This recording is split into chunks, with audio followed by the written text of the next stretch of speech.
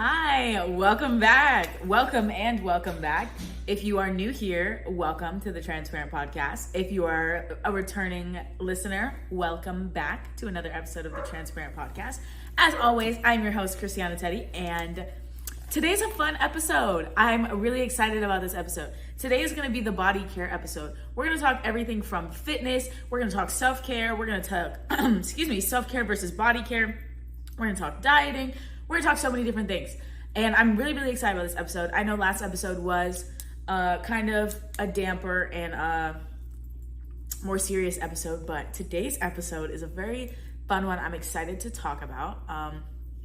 If you don't know, I work at a gym. I work at Lifetime Fitness, and that has given me a lot of insight into the fitness world, into the body world, into just the whole like dieting, body image world. Because when you work at a gym, you see it like firsthand in other people that you may not even notice it in yourself. So let's dive in. First thing I want to talk about is body dysmorphia. Body dysmorphia is a huge thing in women these days.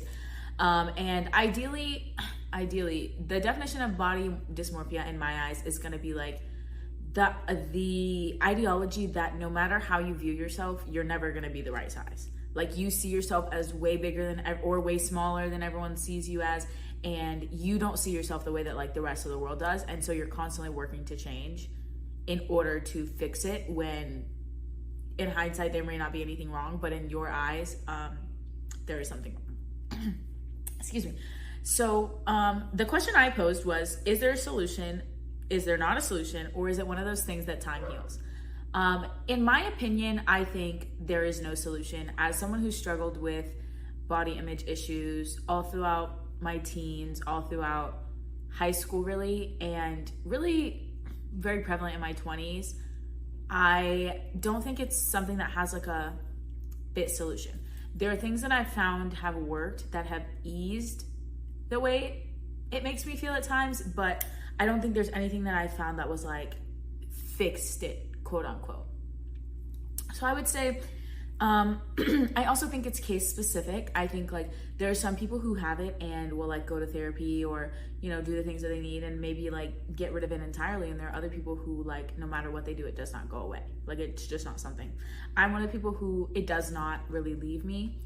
It does not really, it just kind of sticks around. Like I'll go through seasons where it's not as bad, but it kind of sticks around a lot. So for me, it just creates an ideology that my body just looks terrible all the time. Like no matter what I put on, I look bad. And even though everyone's like, oh, you look fine, I don't. And as someone who the world views as skinny, who doesn't view themselves as skinny, like it's a really hard thing, because growing up I was a thicker girl. If you knew me in my younger days, you'll know I was on the thicker side, and I went to college and I was dancing, but my first year of college I gained a bunch of weight. I gained about 25 pounds my first year of college, because I was just in a really bad place. Like I was not happy where I was, and somebody noticed, and actually a lot of people noticed, and that's when I really locked in and I was like, okay, cool, I need to get my weight under control. So I really started like dieting, working out, and I also worked at a gym, and it was kind of like weird to me that I worked at a gym and I literally never worked out. So that's when I started dieting. I started working out regularly, attending workout classes, all that kind of stuff. And I really like got my weight under control. And then I was at my smallest the beginning of my sophomore year. Now I have gained a few pounds lately since then. Just because my second semester was really, really crazy, gained a few pounds, but I'm locking in now to get back where I want to be. But it is one of those things that like right now, being that I've gained a few pounds, I am like, every time I look in the mirror, I'm like, you look fat, you look humongous, like you're big back, dang. Like every single time I look in the mirror.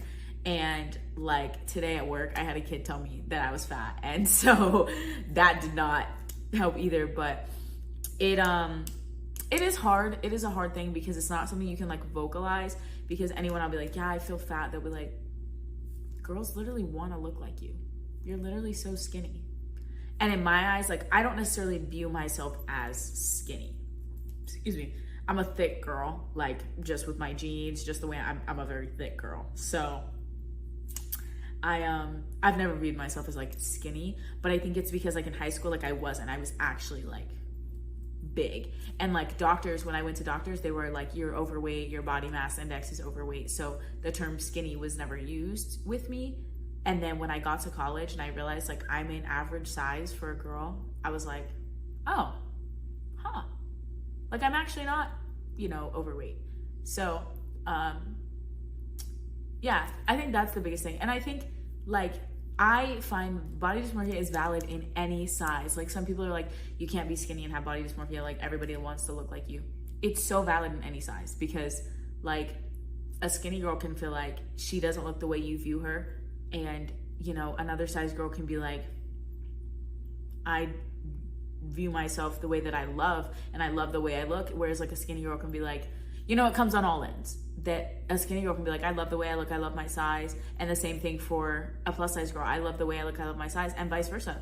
Like a skinny girl can be like, I hate how I look. I don't, and I think a lot of society pushes like, you can't be skinny and have body issues, which is such a weird like trend to get on. Like I always thought when it was like trending on TikTok that like them pressing girls that were skinny with body issues, I was like, do y'all not know how this works? Do y'all not know how this whole body thing works? So yeah, that was just always a weird thing for me. But yeah, my body issues are kind of seasonal. Not seasonal, but I go through seasons where I feel really great. I feel like I look in, top tier shape. And then I go through seasons like right now where I like every day I'm like, oh goodness gracious, let me watch what I eat because gosh, I'm gaining weight. And times I'm like, dang, everyone definitely, like I look thick. Like even when posting the podcast, I was like, my face looks thick. Like I look like a big girl. And not that there's anything wrong with that. It's more of me not liking the way I look. It's not like, oh, I can never be a big girl. I don't want to be a big girl. It's like, it's more of like, I don't like the way that this looks on me. I don't like the way that this weight looks on me. It's more of that. And that's something I definitely struggle with. But yeah, we're living, we're learning, we're growing. And there are a lot of ways that I get through it. One of the best ways that I deal with my body issues is eating my comfort foods. On days when my body issues are terrible, I eat foods that make me happy. I have a cookie, I have chocolate ice cream, I don't calorie count. On days that I have bad body issues, I eat things that make me happy. Whether that be, a spinach salad, whatever I'm feeling that day, I eat. And I also have a rule that I will not weigh myself this summer because when I start to weigh myself, I start to calorie count, pound count, all that kind of stuff. So my rule this summer is that I will not weigh myself. If you knew me last summer, I weighed myself every single day last summer to get to the size that I wanted. I want to be able to achieve that size without having to weigh myself every day. Because when I was weighing myself every day, I was counting my calories. I was working out twice a day. And don't get me wrong, I was fit, I was healthy, I was lively, like it was great. But realistically, I looked no different than I do now. Like literally no different. And I'm the same amount of fit, like right now. I just put a few pounds back on because my semester was busy, but I'm not any less fit than I was then. Like I'm very athletic. And so that didn't change because I gained a few pounds. But so yeah, my rule this year has been no scale. I will not weigh myself until I feel like I can weigh myself and not punish myself for the number that's on the scale. So that's one of the things I feel like helps my body issues a lot is eating foods that make me happy, making myself dinner, cooking for myself, love cooking for myself. I would say cooking is like top 10 body care things. When I cook for myself, I feel like I am putting myself first and putting love into my body, which is a great thing because when you're putting love into your body will automatically be healthy. The more love you put and give to your body, the healthier your body will be. Your body, the relationship with your body is a mental battle. I know that. But it's not just a get in the gym and eat healthier battle. It is a talk kindly to yourself. It is a, pray over your body. It is a, it's deeper than just what you eat and what you do when you go to the gym. So one of the biggest ways I take care of my body is cooking for myself. like making myself a breakfast that makes me happy. Pancakes.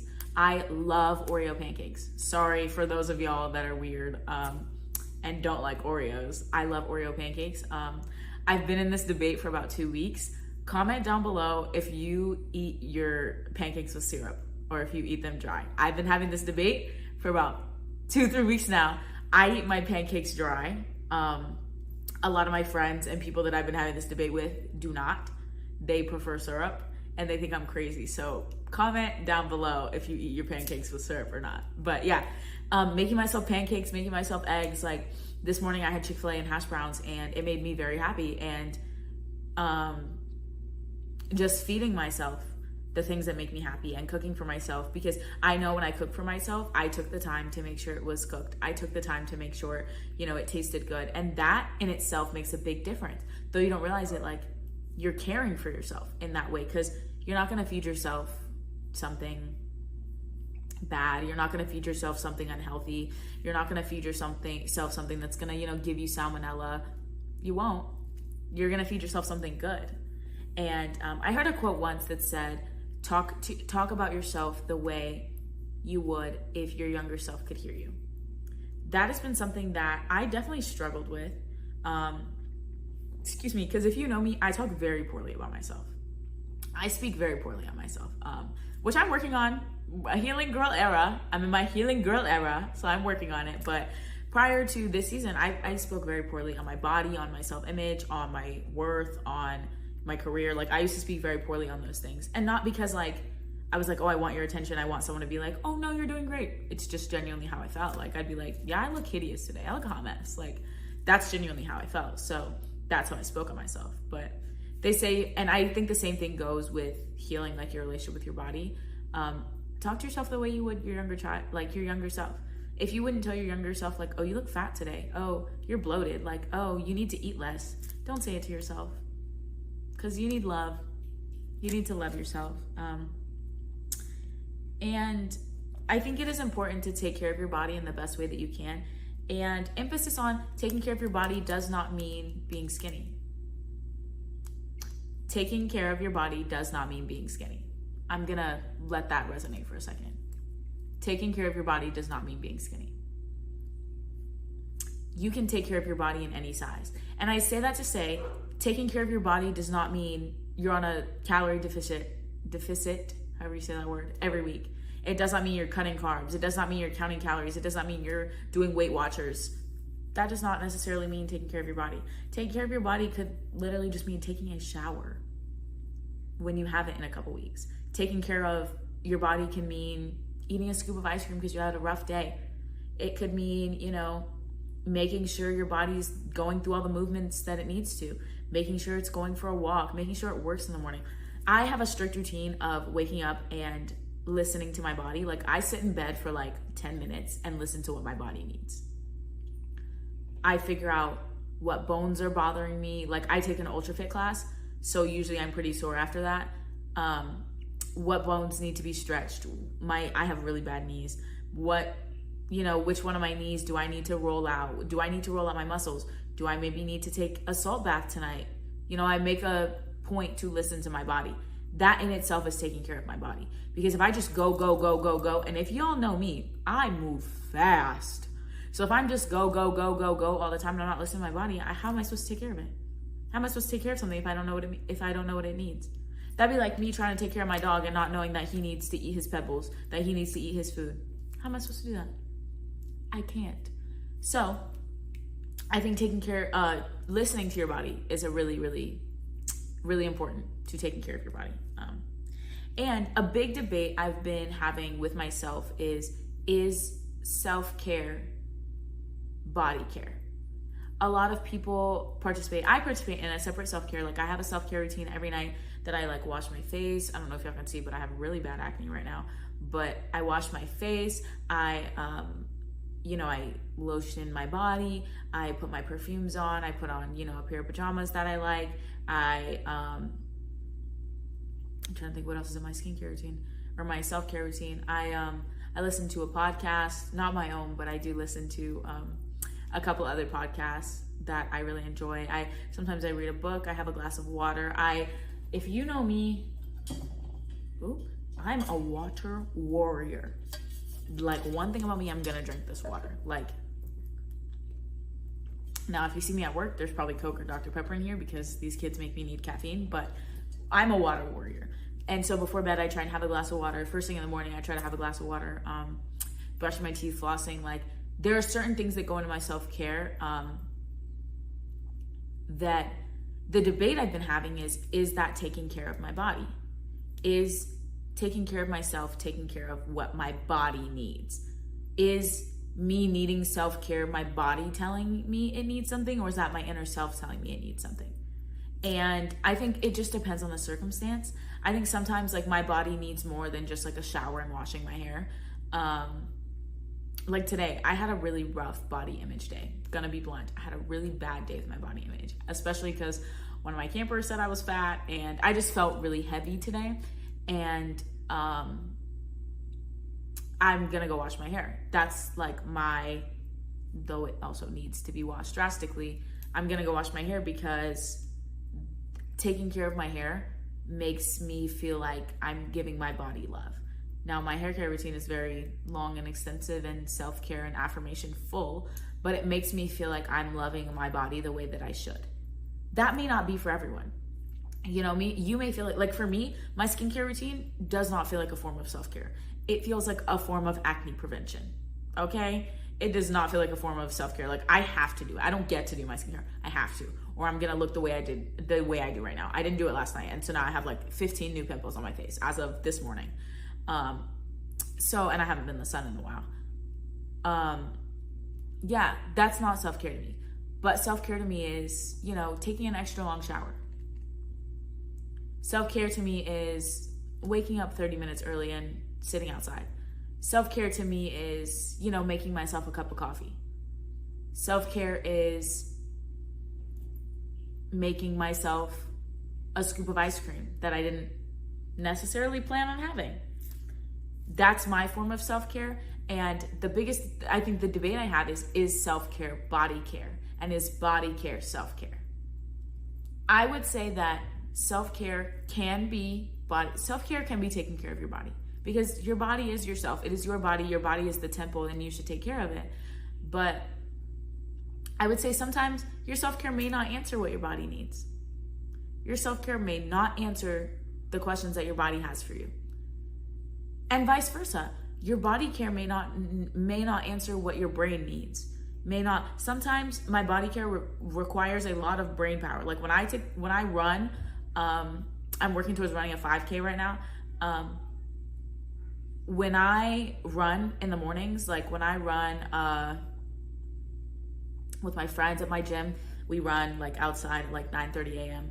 Or when I just go and run in my neighborhood, that takes a lot of brain power, because you know anything about like long distance runners or sprinters, you have to have the mental toughness to do something like that. Like I run around 3 to 5 miles on average, like not every single day obviously, but on average per week I run about 3 to 5 miles. I know y'all are like, dang, that's not a lot.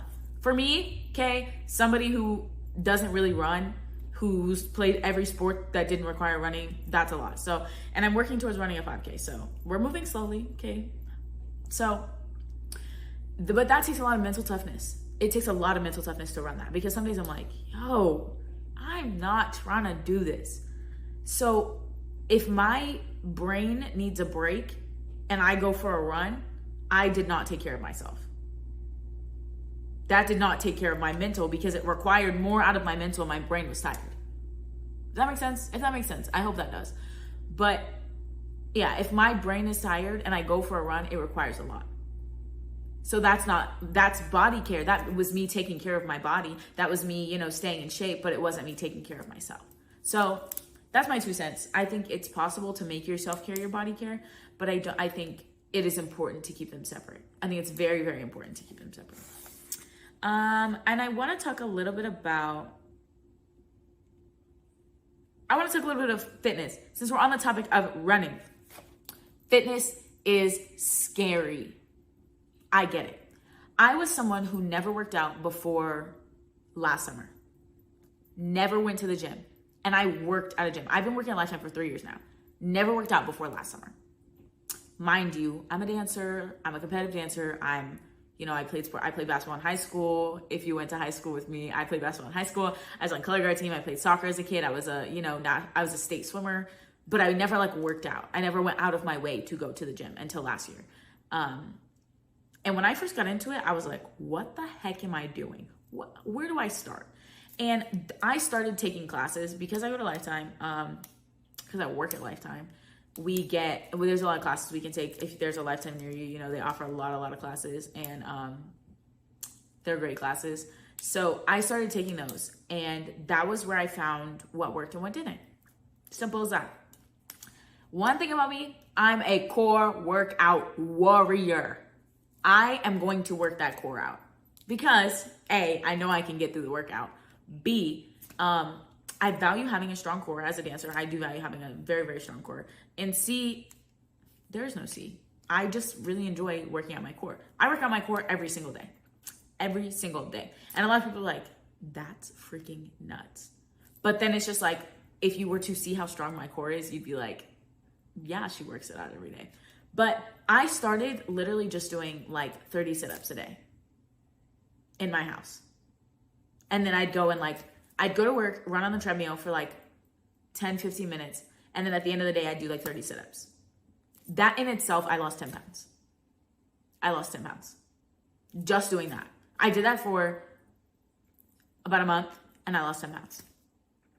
I think I lost like 10 pounds over the whole summer. I don't think I lost 10 pounds in a month, but that is how I lost the weight when I first started. And then after that, I started talking to people like, hey, how can I want to lose the weight a little faster? And I'm working out regularly and I enjoy it. I started to enjoy it. And so I started running. That's when I really got on my run thing. Just running regularly, hit a mile every day. Start with hitting a mile every single day, no matter how long it takes you. Because if you're a long distance runner, you run 5Ks, you can run at your speed. I'm going to run a 5K in the fall. Let me tell you something. I will probably be in last place. Okay. I'm going to run it at my speed. So run a mile every day. And then, one day when you're feeling what worked for me, I'd run a mile every day. And then one day I was feeling really, really good after my mile. So I ran a mile and a half. The next time I was feeling really good, I ran 2 miles. Next time I ran 3 miles, working yourself up to it. And then that's really where I got onto my running kick. And now my workout is really just composed of like running a mile. I do try and run a mile every day because I'm training for a 5K.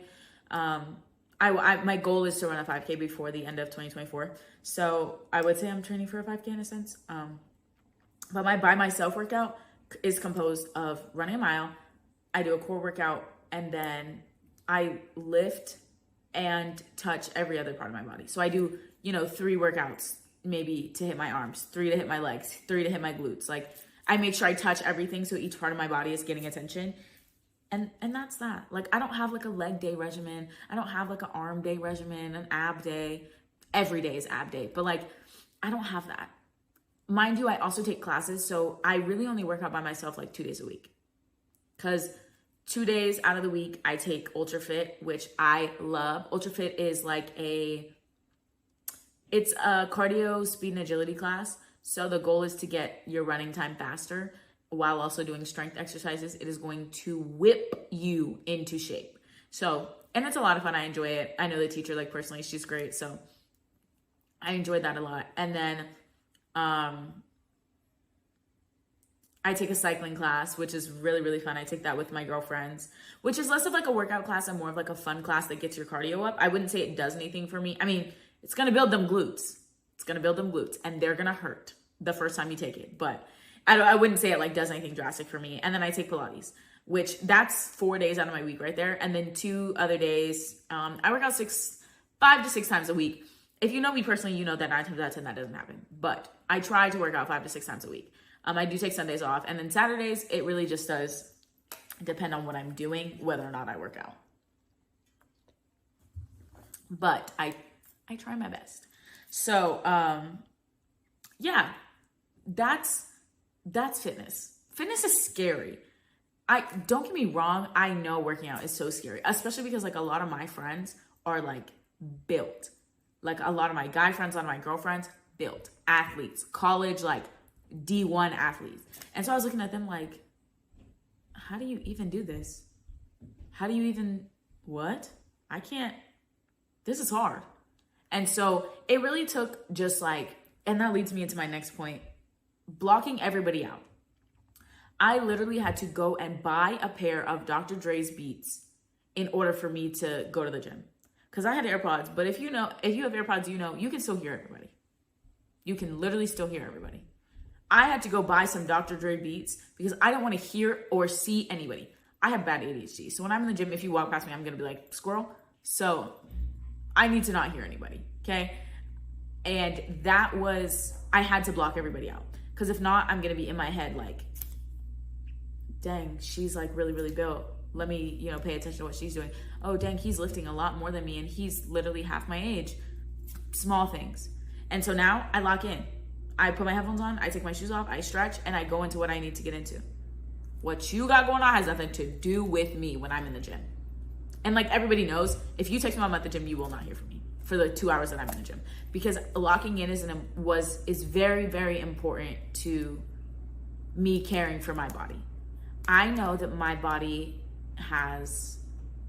I know that I have a comparison issue. And, constantly, I have a really close friend and she's constantly like, comparison is the thief of joy. It is. I can tell you from experience, comparison is the thief of joy. It steals my joy on a regular basis, like regularly. So I know that I have a comparison issue when it comes to other women, when it comes to other people and their body types. So I know that my body will not, in connection to my brain, will not allow me to work out just gazing at everyone and be fine. So I had to pick the things that worked for me and cancel them out. Cancel the things that didn't. Had to say bye. Take them out. Take them out. Can't do it. Sorry. It's not working for me. So that is a way that I show my body love. But I also know that I'm imperfect. And there are days that I'm going to be like, dang, she looks really good. But following that, my brain's ultimate, and this took time, my brain's next response is, you're killing it. Even if you don't feel good, you woke up this morning and you walked into the gym. Now I work at the gym, so I have to walk in, but you came upstairs. You're on the Stairmaster. You got on the Stairmaster. How long have you been on the Stairmaster? 5 minutes. You did a whole 5 minutes. You did a whole 15 minutes today. You're almost done with your mile. All the things. That's how I show my body love in the gym. Because don't get me wrong, ladies, I get it. Especially in BBL tummy tuck culture. Everybody looks good. Everybody looks good. And I'm over here, trying to achieve my BBL body with no BBL money. So, you have to understand what your body needs and cater to it. If your body needs to work out at home alone, do it. If your body needs to not be in such a public gym, because like the gym I work at, humongous. A lot of people, regular basis. Do what your body needs. Some people can't be around people when they work out. I find times in which it's not very full to go. So find what you need. Find what your body needs. So I want to talk about how I manage my fitness without putting pressure on my body image. Fitness for me is not a correction to my body. Let me say that again. Fitness for me is not a correction to my body. I do not work out 5-6 days a week to correct the way my body looks. I work out 5-6 days a week to maintain the health of my body. I work out to maintain, not to correct. I'm not working out because I want to lose 50 pounds. Do I want to lose a couple pounds? Absolutely. But my main goal is maintaining my body's health so that I can live longevity and so that I'm healthy. If the 10 pounds come off, perfect. If they don't, I know that I'm healthy. I know that if, I had to go run from my house to somewhere, I could. I know that, I can keep up with the kids day to day. I know that, my body itself is healthy. There are good things going in and good things coming out. Saying that, I know that I'm partially a hypocrite because that goes with what you speak into yourself as well and the things that you produce out. Now, when it comes to other people, I'm be like, you literally look great, fantastic, go you, da da da da. But when it comes to myself, I'm gonna be like, I looked fat today. I shouldn't have worn that dress. Those pants made me look terrible. My butt looks flat. All of those things. So I know that is one of those things, but I digress. I pour good into my body, and that includes my fitness, that includes my food. Like when I have, on a day when I'm like, when I carbo load, I'm like, you were not kind to yourself today. Maybe I was kind to myself because I enjoyed it, but it's not healthy for my body. And that's realistic. Realistically, some of the things we enjoy are not good for us, okay? I'm not gonna be the one that's like, if it makes you happy, it's good for you. Okay, some things are just not good for us, and that's okay, that's okay. It can be good for your brain and not good for your body. And sometimes you can take a break from good for your body. Mind you, when I say that, I don't mean like you can eat 6 pounds of ice cream and think your body's gonna be okay, but you know, I'm gonna have some ice cream after I finish recording. My body will be okay, but I know it's what I need today. Does that make sense? That my body just needs a break. Your body can take a little break from just being like, let me backtrack. I said I constantly pour good into my body because of my health. If you need a break from that to take care of your mental, absolutely. A break is not a lifestyle. I overall live a healthy lifestyle, including the ice cream that I will eat when I finish recording. But I am taking care of both my body and my mind. I hope that explained it a little better than the way I was just kind of rambling. Yeah, let's talk dieting now that we're on the thing of food. Question I have is dieting healthy for your brain? In my opinion, no. I dieted my last summer and I took all carbs out of my life, and I'm about to go on a carb-free diet again. Terrible for my brain. I love carbs. I love pancakes. I love French fries. I love pasta. I love rice. I love quesadillas. All carbs. But they add to my weight. And when I'm not working out or when I'm not conscious of it, I gain weight. When I gain weight, my body issues get bad. Is that a healthy lifestyle? No. Realistically, no. But I also know that the way that I view myself, without cutting carbs, I will constantly be unhappy. So I cut the carbs to get to where I need to be comfortable in my own skin. That's what works for me personally. I would love to find something that works better without cutting out carbs, because I love pasta. I had lasagna for dinner and it was so good. I would love to cut carbs. Or I would love to find another way without cutting carbs. Dieting as a whole, I don't think is healthy. Dieting may be good for your body, but not for your brain. I don't think dieting is good for your brain at all. Because you're forcing yourself not to eat things that you like to simply fit in a body that society thinks you should be in. Sorry, I just dropped a load, and that's gonna make some people upset. We are dieting to fit into a standard that society thinks we belong in.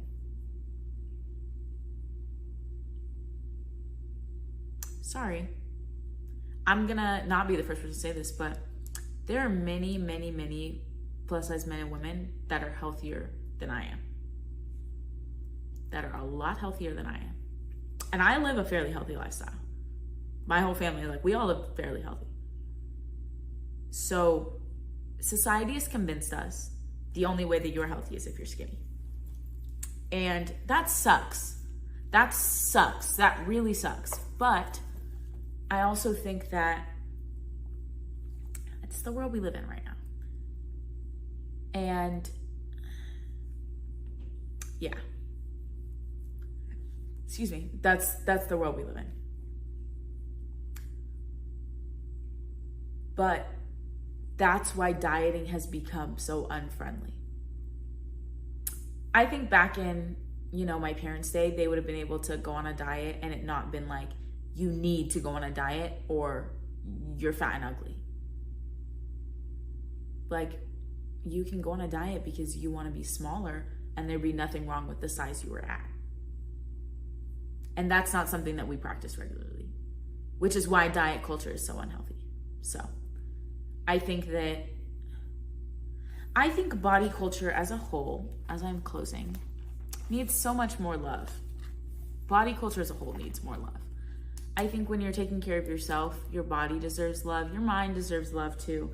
But your body nowadays, when we live in a fat phobic culture, when we live in a skinny is the way culture, your body needs love.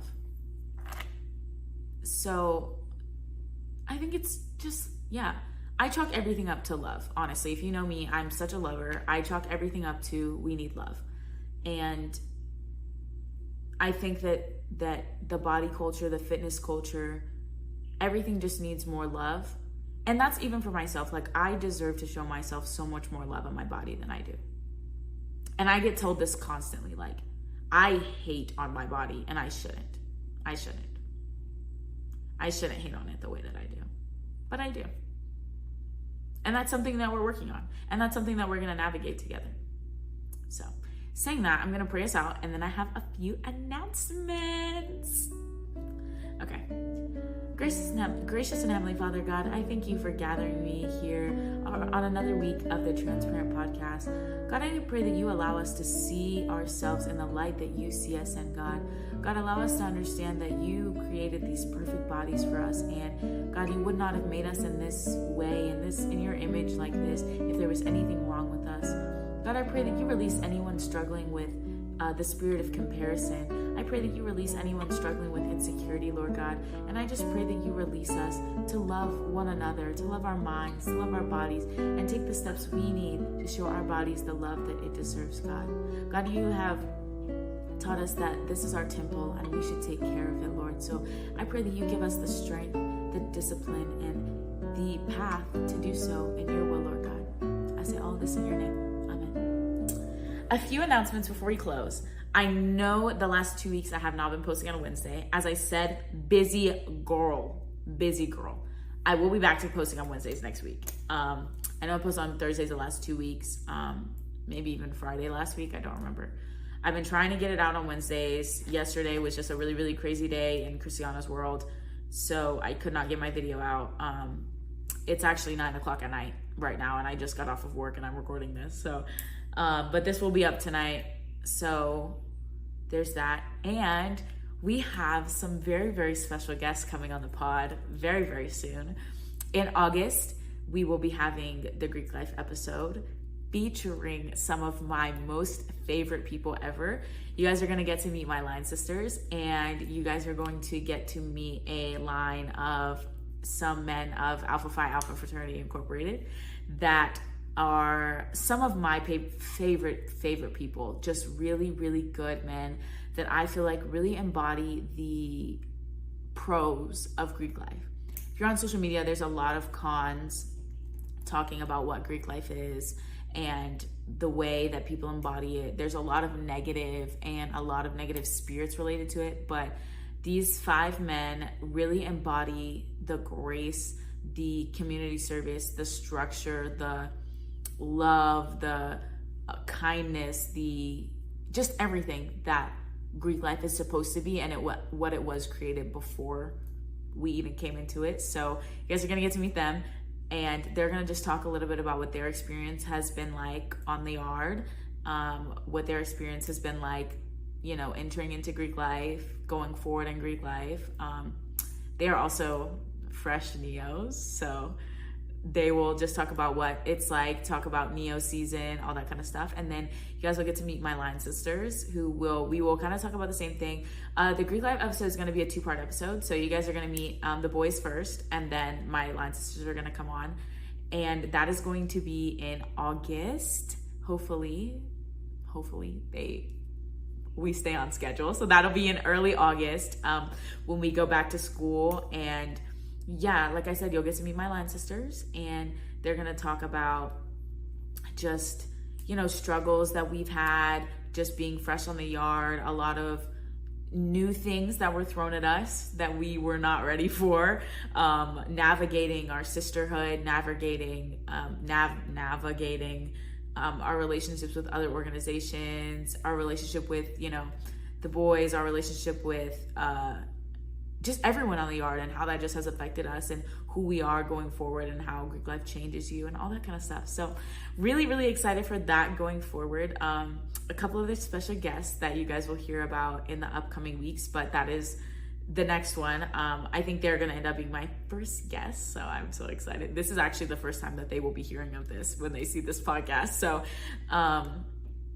yeah, I'm really, really excited for that. So thank you guys for tuning in. Thank you guys for watching. As always, you know, continue to listen in. Let's grow together. Let's get to know each other. Let's just navigate this life together. So I really, really hope this podcast touched somebody today and just grew you, or just gave you a little insight into maybe something that you didn't realize you were dealing with. So yeah, I really hope you guys enjoyed today's podcast, and I will see you next time on the Transparent Podcast. Bye.